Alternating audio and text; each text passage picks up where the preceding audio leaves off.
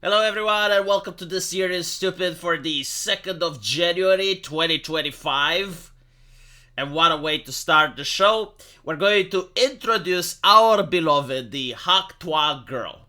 I'm not going to do what the journalists do and go like real name, blah blah blah. I generally don't know what her name is. In fact, I don't even know why she became popular. She was just a girl on the street going to a party when someone shoved a microphone down her face and asked her an inappropriate question, like what do men like in the bedroom? And she said that what men like is when you go hak toi and you spit on that thing. That's what turned men on. And for some reason, she became an internet celebrity. I assume it may be due to her charismatic smile. And also the respect that she got from people when she was asked if she's going to do OnlyFans. And she said, no, I am not going to use my fame in order to do OnlyFans because I respect myself. And a lot of people were like, well, like that's commendable. That's really nice of her. So she did a pump and dump instead.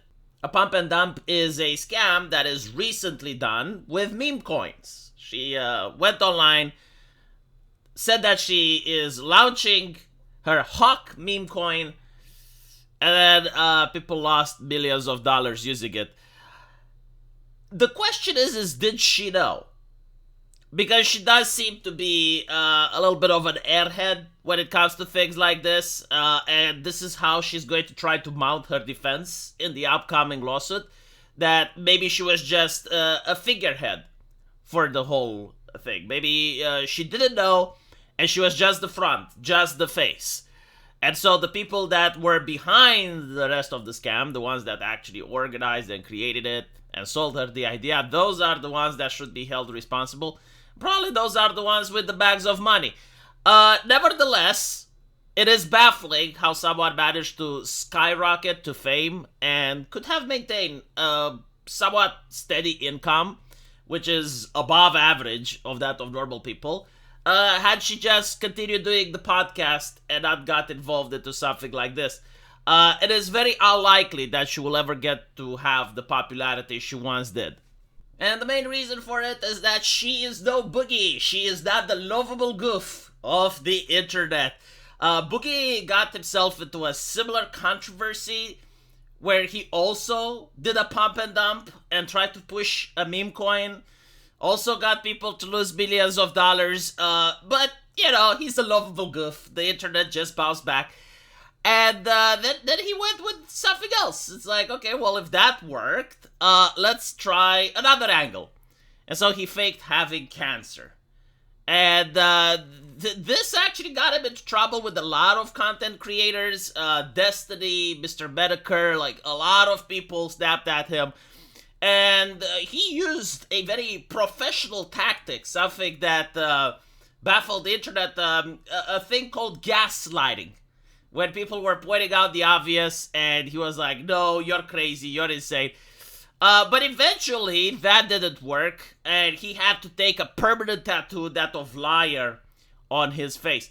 Again, I personally don't know how he manages to bounce back, but if you're asking me, like, why did he fake having cancer? Because, a big content creator like himself could also just survive on a modest income for the rest of his life, given the size of his channel and how many subscribers he has. I would say that one of the brands of the Boogie channel is sympathy and compassion. The lovable goof, right? He started by showing that he is a very rotund individual, but despite all that, he is a gamer. He still finds happiness in life. Like, he's not allowing his condition to affect who he is. And a lot of people were watching him because of that. A lot of people were tuning into his channel because of that. However, once he started losing weight, once a lot of Americans were catching up, and they also became rotund, his channel wasn't really standing out anymore. It's like the whole thing was disappearing, as well as with the compassion angle. It's like he did a couple of controversial things that kind of got a lot of people to not be as empathetic as they were before. And so this would have been the new thing. Like, this would have been, it's like, oh, he's got cancer, he's getting issues, like, let's do it. Let's see what else he's uploading, because this may very well be the last video. Unfortunately for him, a lot of content creators did go up his ass, and he was forced to admit that, well, he didn't have cancer. And much to my shock and dismay, people still like him. Which is why I think that I have a lot to learn from Boogie. Like, he is a good case study for a lot of content creators, for a lot of YouTubers, including the Hak Tua girl. I suggest, Boogie, if you're watching this, you probably write a book. Like, seriously, I will buy it. Like, I'm not even kidding. Like, I want to know how you can be this godlike at PR. Like, there's probably American companies that, you know, have poisoned people with their food or something like that. And they're like, how can we rebound from this? Like, well, how can we turn public opinion back into our favor? And there are people going at universities, like, trying to study hard how marketing works, how PR works. They got nothing on you, Boogie. Like, I'm not making fun. I'm not kidding. Like, legit, I am impressed. Like, your way of manipulating the public to such extent is admirable. Like, I wish my son would be able to do it when he grows up. Like, this is a legit skill. Like, if we were playing D&D, this would have been a feat. You know, do the Boogie. Like, manipulate the public to such an extent, regardless of your actions. Holy shit, can you imagine if Dr. Disrespect figures out what Boogie did and copies it for himself? He would be unstoppable. And Dr. Disrespect is the third person on this year that's stupid. I know we had a lot of YouTube celebrities, but again, I would just see a dumpster fire after a dumpster fire, and I just couldn't look away. I was like, what on earth is going on this year with the content creators? Dr. Disrespect got accused by an old Twitch Janny that he behaved inappropriately with people underage. And everything was working in Dr. Disrespect's favor, given the situation. There was no evidence. There was no receipts. The Twitch Janny themselves was basically saying, hey, if you buy enough of my tickets for a rock concert, I will expose why Dr. Disrespect got banned. And so all Dr. Disrespect had to do was to shut the fuck up. That's it. Like, if he was quiet, he wouldn't have lost brand deals. He would have got demonetized on YouTube. He would have managed to just keep things the way they are. But instead, he decides to write an apology in which he admits that he may have had spoken inappropriately with a minor. And for some goddamn reason that I don't understand up to this day, the quartering decided to type that he will give him a firm handshake. Like even today, I'm like, which part of the apology did the quartering think that is worthy of a handshake? But regardless, after creating his own self-inflicted PR disaster, Dr. Disrespect decided to leave the internet for a while. The accusations became worse and worse. And then he came back and he started streaming again. People still watch him. You know, like, this is democracy, I guess. But more importantly, it was a couple of funny streams where he would join and then instantly all his teammates would bounce. It caused him a bit of a trouble. But, like, the thing that really baffled my brain, the thing that really shocked me is, like, okay, you got yourself into this situation. How are you going to make it okay? Well, apparently he posted this picture. And I get what he is trying to suggest here. He's trying to suggest that he is playing chess while his detractors are playing checkers. But when you look at the angle of the picture, when you analyze a little bit more, it seems like he's Andrew the Giant. It's like, is the person that he is playing chess versus checkers an underaged individual? Or maybe he's playing with Tyrion Lannister. I don't know. But, like, from the point of view, you can definitely tell that the person who is sitting on this side of the table is a very small individual. And so, I don't know what he meant to say with this picture. I don't know what the PR analyst would conclude. It's like one of those things that normally it shouldn't work, but it seems that the public bounced back on his opinion. So, While he is not as effective as Boogie, while he could get a lot from Boogie's wisdom on how to deal with difficult situations on the internet, he still managed to somehow spin it around, and he is still streaming, on a very popular channel to this day.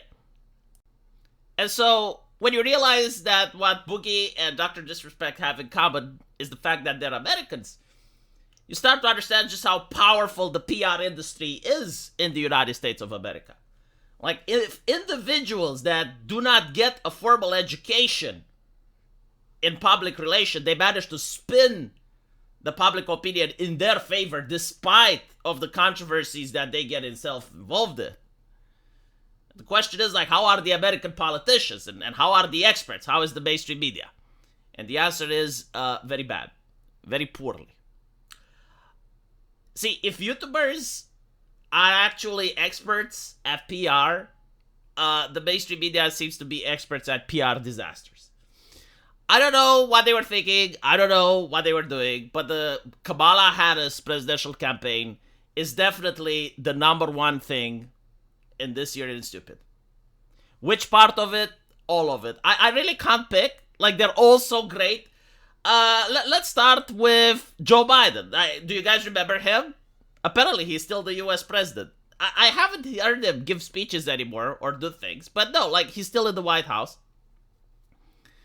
And he was assuring donors and he was assuring his supporters and all of the shills that were pushing for him that he is going to run. Like, he is the Democrat nominee. Do you guys remember that? It happened. And in the same day where in the morning he tweeted that he is still running, in the afternoon his own staffers found out from Twitter that actually he's dropping off from the race and he is endorsing Kamala Harris. And a lot of shills, a lot of YouTube political commentators were taken aback by this because they vouched, they gave their word. It's like, no, listen, the Democrats are running with Joe. Like, of course they're running with Joe. Like, well, I mean, he personally said. But no, they were wrong. His staffers were wrong. Everyone was wrong. Everyone was baffled by this. And so you now have Kamala Harris as the Democrat runner-up, bypassing the primary. Very democratic. Like when you go to the elections with the slogan about democracy matters and the opponent is a threat to democracy, while you refuse to do the whole primary thing, that may not work in your favor. When you happen to be the most unpopular vice president in the history of polling in the US, and you're running against the guy that survives 2 assassination attempts, that doesn't really work well in your favor. Now, what Kamala did isn't that stupid. You're a candidate, you try your luck. Maybe the mantle of responsibility was thrusted upon her. Maybe she just didn't expect that she's going to run and she was it. But the mainstream media is the one responsible for the stupidity. Attempting to gaslight the public with their polling. Trying to show that, okay, well, she managed to have like this huge meteoric rise from the most unpopular vice president to actually one of the most popular people in American history, like a rock star. And you're looking like, okay, did she hold a speech that would resonate with the hearts of Americans? Like, no, she didn't. Has her opponent did something embarrassing? Did he say a gaffe? Was some dark secret about himself uncovered? No. Apparently he's even more popular, survived 2 assassination attempts. Apparently Americans appreciate presidents that pull that off, historically speaking. But the media was telling us that, no, like she is a rock star in popularity. And so I think like the media should have hired Boogie or Dr. Disrespect. I think if they were in charge of CNN or MSNBC, Kamala Harris would have had an actual chance at winning the presidency. I'm not even kidding. I am so certain of it. Like they are the masterclass PR specialists. In fact, as I mentioned before, like the universities are the ones that are wrong. Like they're training their experts, but they're experts on paper only. level of professionalism and effectiveness that Dr. Disrespect and Boogie have displayed this year is something that should reshape the way we view PR. Like, everything we know is wrong, and you just gotta remake it. And so, that's pretty much the entire year. Oh yeah, there was another event that's worth mentioning. This little thing happened.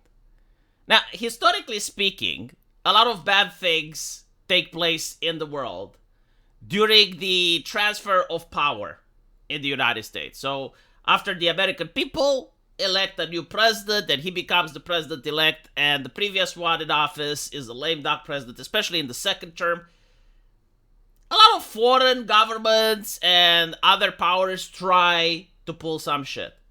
And the reason they can pull some shit is because they're banking on the American instability. It's like, okay, if we pull this shit normally, the Americans would crack down on us. However, now, there's a little bit more instability. Usually the events they pull aren't really major, but it's kind of like, you know, someone steals an oil tanker, that type of shit. And so, I think the Afghanistani people, they decided, you know what we're going to do? We're going to invade Pakistan. Again, hopefully they have a Boogie on their side, and they may actually manage to swing PR in their favor during the peace negotiations, because I can already tell how this is going to end up. I don't know what they were thinking. I don't know who advised them, but that person did them a huge disfavor. For those of you who don't know, Pakistan is a nuclear power. Their military is trained to be with the mindset that they are a nuclear power. They do have a very strong military as well. Now I was thinking, like, is India going to do something while this is happening? So far, no. I don't think even India can view this as an opportunity. Like, they're probably looking at this and they're like, should we do something? No, I mean, it's it's the Afghanistan. I mean, they do have, like, really cool military equipment, the Afghanistani. I don't know how they got that. It looks as if it's made in the United States. Maybe they have, like, some facilities that are creating Humvees in Afghanistan or something. Because a lot of the equipment that they have is American, so I'm worried that maybe they kidnapped a couple of American engineers or soldiers, and they interrogated them and got access to secrets that only America knows. And they were taught on how to produce this type of equipment, because it does seem to embolden them. It gives them a little bit more courage than they should have. And so this concluded the year. By the way, this is still ongoing, right? So, like, this event is now going into our year. The Afghanistan is trying to go into Pakistan. To just try and make a comparison, imagine if Haiti tried to invade the United States or something. It's kind of like within that level. It doesn't make any sense. I'm sure they have historical grievances. Like, I'm sure they have a reason that they tell themselves on why they have to do it. But when you look at the geopolitics and you're, like, trying to analyze, like, who the belligerents are, like, okay, I don't understand this. What's going on? Is this going... Like, did they look into South Korea and they saw the failed military coup? And they were like, God damn it, we can do something better. We can actually make headlines ourselves. Let me know what you think, especially what they were thinking. And I'll see you guys in the comment section. Take care.